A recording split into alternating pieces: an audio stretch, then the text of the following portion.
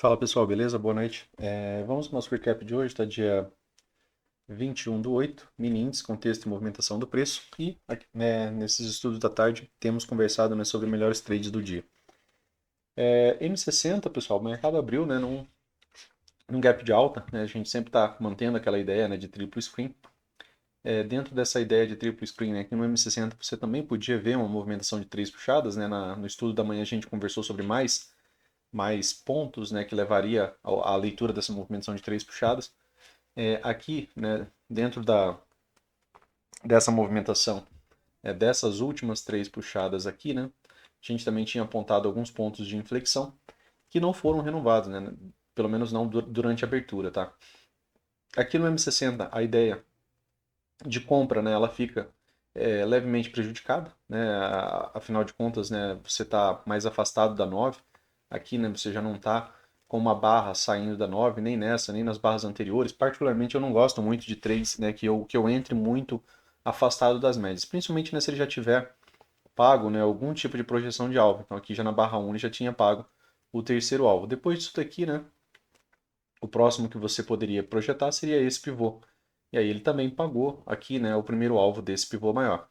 E aí, né, quando ele paga alvo e ele passa muito tempo afastado, isso aqui é média móvel de 9, tá, pessoal? Deixa eu só corrigir aqui, que depois dessa última atualização, que é quando eu acabo abrindo o Profit, né, no celular, ele acaba mudando aqui a visualização ali das médias, né? E aí sai um pouco do padrão. Mas a minha pontilhada sempre é 9 exponencial, aqui é de 20. Então a gente estava aqui, né, já afastado de novo, né, da média móvel de 9 e afastado da média móvel de 20. Então a partir daqui eu já não acho tão interessante estar comprando alto, né, de maneira nenhuma, né? Então, dentro aqui do M60, né, depois ele faz um novo retorno a 9 e aí a 9 acaba atuando mais uma vez, né, como suporte, né, para essa movimentação. Então, em fortes tendências, né, o preço continua, né, retornando somente a média móvel de 9. Se a gente tirar um pouco o zoom, né, a gente visualiza aqui aquele outro canal que a gente fez, né, que é um canal aqui agora com uma movimentação com correções, né, um pouco mais amplas, né, do que o canal estreito que vinha anteriormente, tá? Mas ainda assim é uma movimentação muito forte, ainda, né, sem grandes sinais ali de reversão. Então, aqui, né, ficou mais difícil a gente visualizar algum tipo de trade aqui na parte da manhã pelos 60 minutos, tá? Aí a gente vai lá pelos 5 e a gente encontra um pouco mais de informação. E aqui a questão de observar a correção, né? O fato de você não ter continuidade, por exemplo, de depois, né, que você tem fechamento abaixo da 9. Porque a grande questão, né, que a gente tem, se essa movimentação vai ter ou não um bom desenvolvimento, por exemplo, de baixo, é a questão de continuidade, né? Inclusive a gente vai falar um pouco sobre isso ali no 15 minutos, nos 5 minutos. Aqui no M15, né, tanto no M15 ou quanto no M5, né, você tinha várias maneiras de projetar, né, pessoal, gap de alta. O que a gente falou pela manhã? Falamos que era uma região de nested wedge, né, ou seja, de cunhas aninhadas, né, o preço podia ver essa movimentação de várias maneiras. Traçamos aqui esse ponto de inflexão aqui como sendo, né, um ponto chave para uma movimentação de uma perna 2 de baixo. O preço acabou não fazendo isso.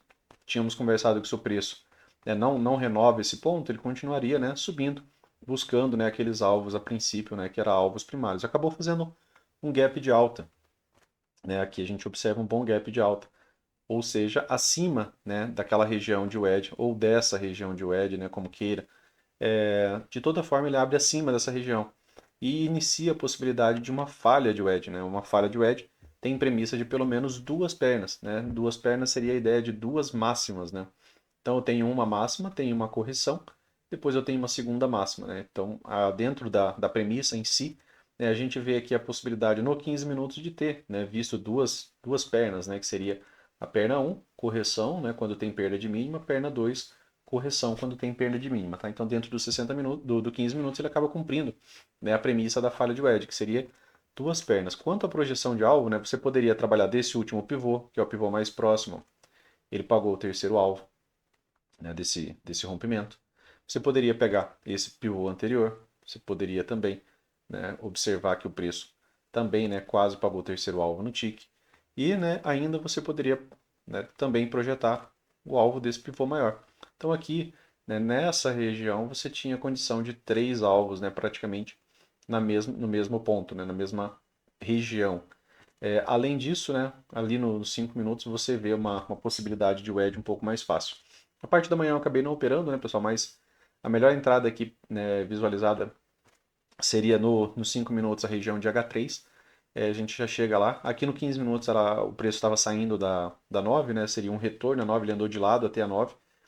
Depois disso daqui a gente tem uma correção mais profunda, né? Aqui a gente viu uma movimentação, né, de uma wedge, uma movimentação de uma, duas, três puxadas. E sempre que a gente tem wedge, a gente tem ponto de inflexão. Então a gente tinha aqui premissa de uma perna, né? O preço foi cumprido, porque ele renovou a mínima, então perna 1. E ficou a premissa de uma perna 2. Então ele corrige e faz uma perna 2. Aqui depois, né, da perna 2 já ficou uma possibilidade de um trade um pouco mais interessante.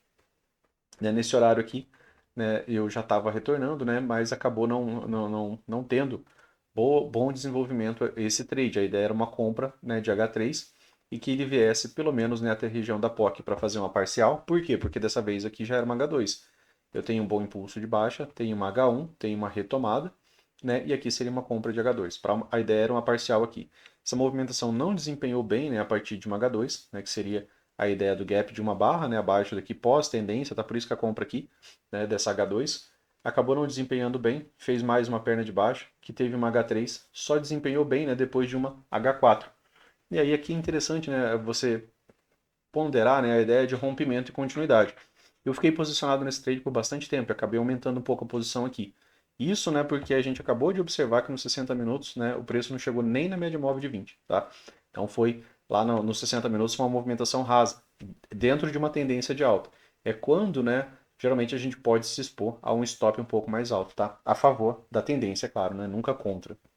Então, aqui, né, foi uma possibilidade de compra, né, e aqui mais uma possibilidade de compra. A segunda possibilidade de compra foi realizada ali pelos 5 minutos, tá? Foi um pouco antes aqui da própria H4. E aí, né, o preço veio, né, deu para fazer uma parcial e finalizar aqui na região de POC, né, porque já tinha sido, né, um trade que a princípio era para ter pago rápido essa movimentação e não pagou. Por fim, né, aqui o 15 minutos, né, boas movimentações do dia. Aqui no 15 minutos, né, pessoal, antes da gente ir para o 5, tivemos aqui, né, uma compra de um gap de uma barra após, né, fechando abaixo, né, da Manival de 20, a máxima da barra, né, no caso. Depois eu tenho aqui ó, um toque na média, e o gap de média de duas barras completas acabava sendo aqui também, tá? Por isso a ideia, né, de uma recompra aqui nessa movimentação. Isso daqui tudo, né, visto como um pullback. Esse pullback aqui ele pode ainda retomar a tendência, né, quando você tem somente uma barra. Esse daqui ele já enfraquece um pouco mais a tendência. E por fim aqui os 5 minutos, né?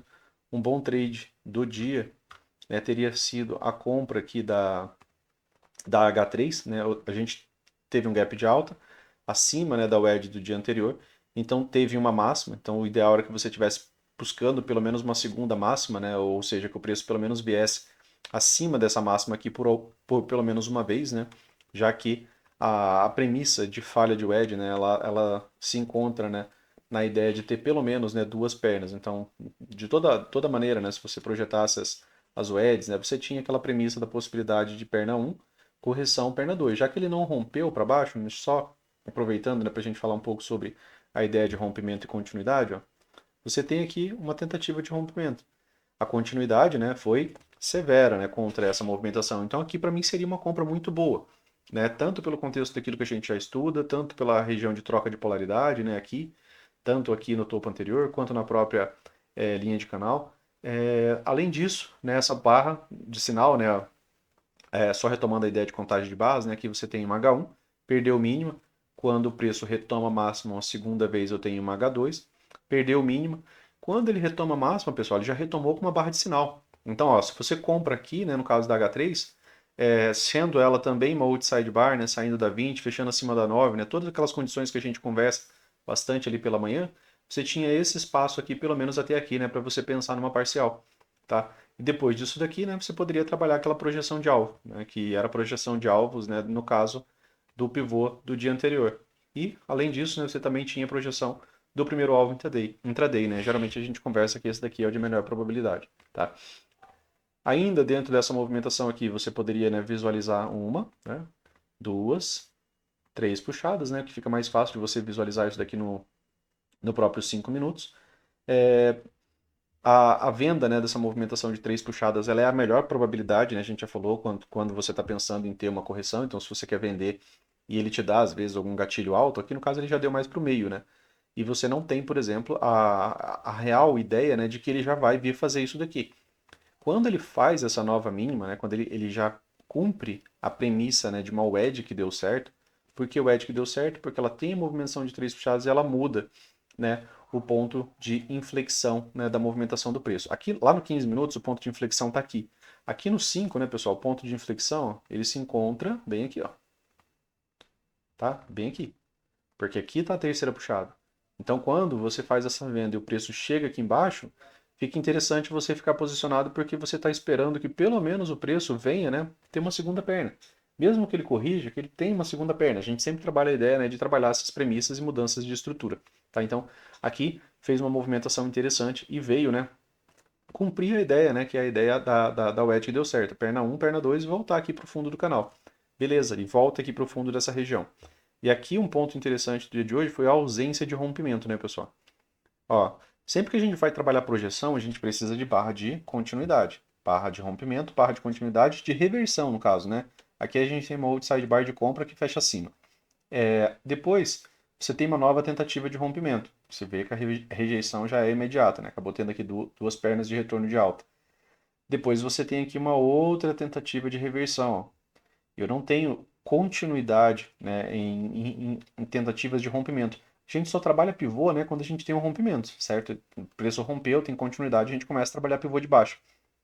Ele faz novas mínimas, não faz novas máximas. Dentro daquela mesma ideia que a gente vem estudando, né? Opa, Luciano, aqui mudou alguma coisa, né? Eu tenho uma wedge, eu tenho a renovação do ponto de inflexão, tenho uma mudança de estrutura macro. Ele sobe, não faz nova máxima, faz nova mínima. Sobe, ele não faz nova máxima, faz nova mínima. Ele sobe, não faz nova máxima, faz nova mínima. Onde que teve a primeira mudança, né? Bem aqui, ó. Então, a partir daqui, né, você poderia estar esperando pelo menos, né, uma perna 2 de alta. Você poderia ver isso daqui também com uma movimentação de três puxadas, né? Uma, duas, três, né? Então ele renovou o ponto de inflexão. Qualquer compra por aqui, né, a princípio seria pelo menos, né, para o preço vir fazer uma nova máxima aqui. No meu caso, né, eu estava esperando o teste da região da POC, que culminou aqui também com essa mesma região, né, de topo duplo, para poder encerrar o trade. Foi um trade demorado, né? A gente fica bastante tempo posicionado, mas era porque ainda estava a favor do macro, tá?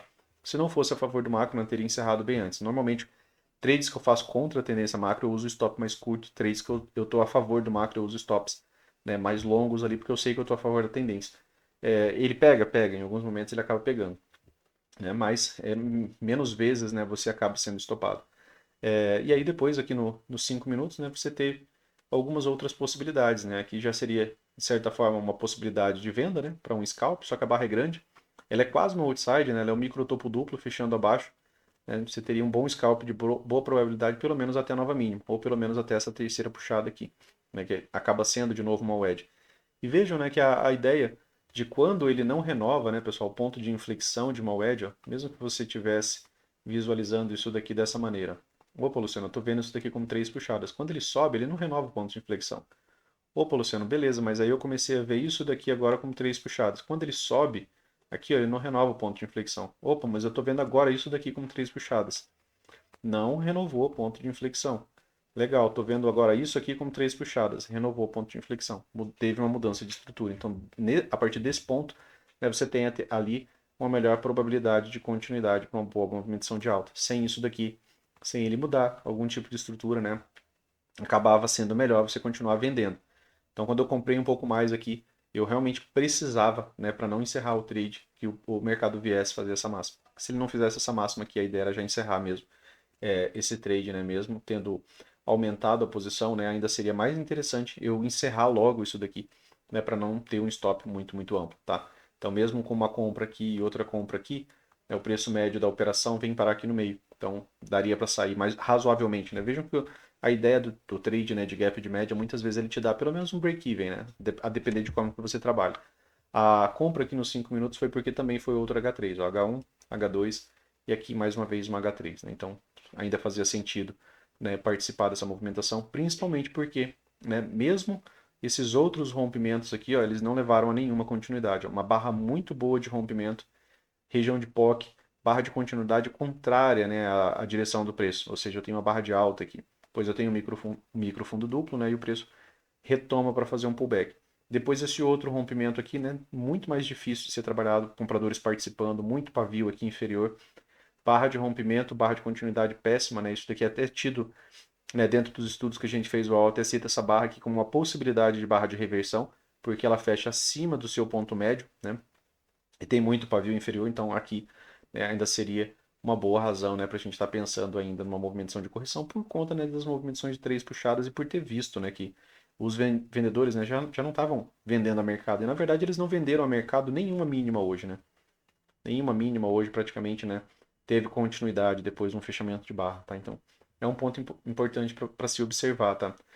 As novas máximas também, né? Aqui também não acabaram sendo muito interessantes. A barra de alta, uma barra de falha. Aqui é um pullback, né? Esse pullback aqui ele é igualzinho àquele que a gente teve ontem, praticamente no 15 minutos, né, pessoal? Que o preço faz um rompimento de alta, ele retoma até as médias e sai com barra de ignição. Então ele sai com uma boa barra de força aqui, você tinha, né, a possibilidade ali, né, pelo menos daquela região de alvo da POC, ou pelo menos, né, do preço vir testar essa nova máxima. Às vezes a gente não tem boas movimentações, né, eu digo movimentações grandes, né, de preço. Aqui era cerca de 150 pontos.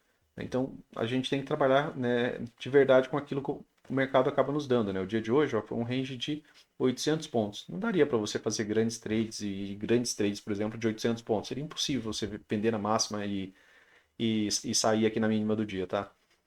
Normalmente você vai precisar fazer um pouco mais de trade ali nesses dias assim, 2, 3, 4 trades ali onde faz sentido, beleza?